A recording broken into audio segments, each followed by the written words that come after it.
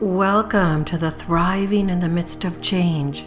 This is a 6-part audio course to help you learn how to not only survive during changes, but how to thrive. And I'm Gretchen, your guide, your facilitator for this audio series. In this first audio course, we're going to look at the 3 phases of the change process and 3 steps that you can take to more easily navigate through the changes in your life. Change is a phenomena that occurs in nature and all throughout life. In fact, without change, we simply would cease to exist. We have all survived changes, or we wouldn't be here today. But we believe that you can do more than survive. You can thrive.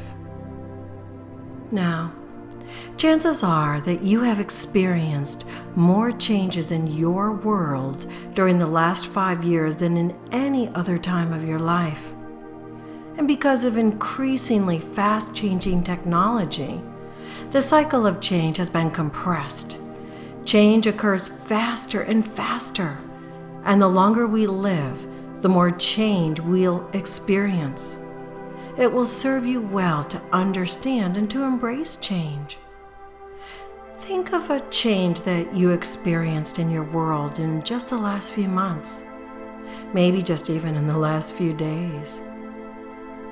Now, I bet that you can think of many of these. What we can learn from the past is this: we can no longer predict what life will look like over the next few years. The world that we know now will change. We will change.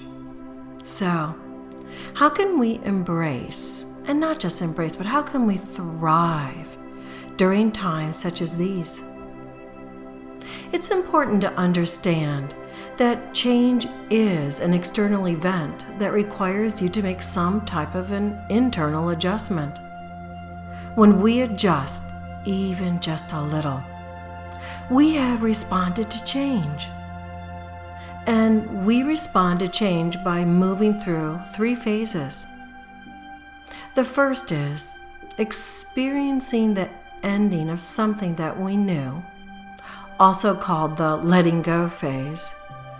Second, the neutral zone, that time between when you let go of something and become comfortable with the new. This is also referred to as the transitional time. And then the final stage of change is beginning anew. This is the time when you know that you have moved on. You left the old behind and made the necessary adjustments to move forward in a healthy way. Now, in other words, you must let go of the old and the tried and true, make adjustments to learn new skills, behaviors, and yes, even attitudes, and then move forward. Even though you may not even know it, you are really quite skilled at this. You make small changes every single day. Perhaps your favorite restaurant has closed, or your favorite brand of cereal is no longer available, or maybe the person that you have counted on to prepare your taxes has moved away.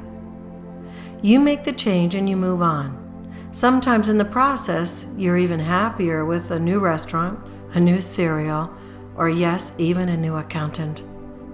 New things are often better than the old.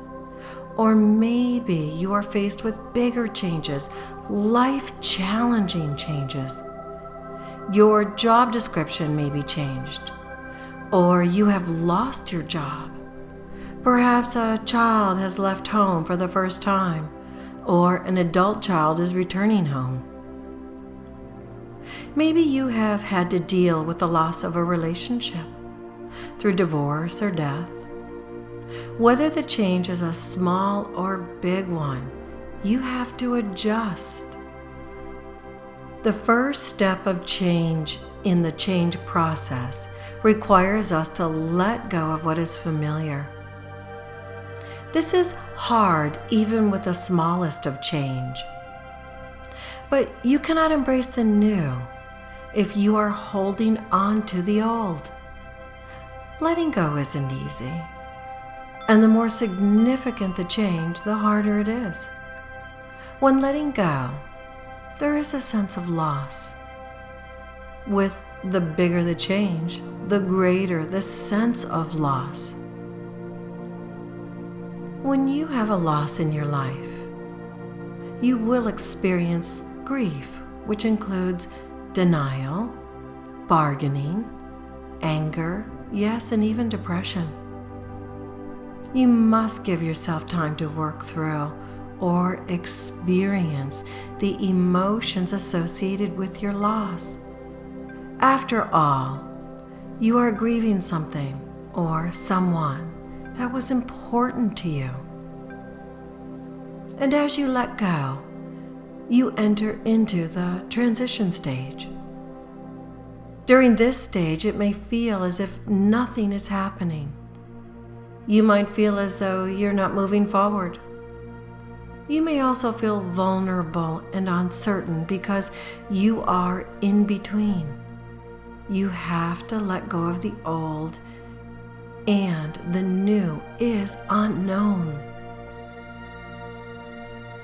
Transition is the time when you are adjusting internally to the changes that you are experiencing.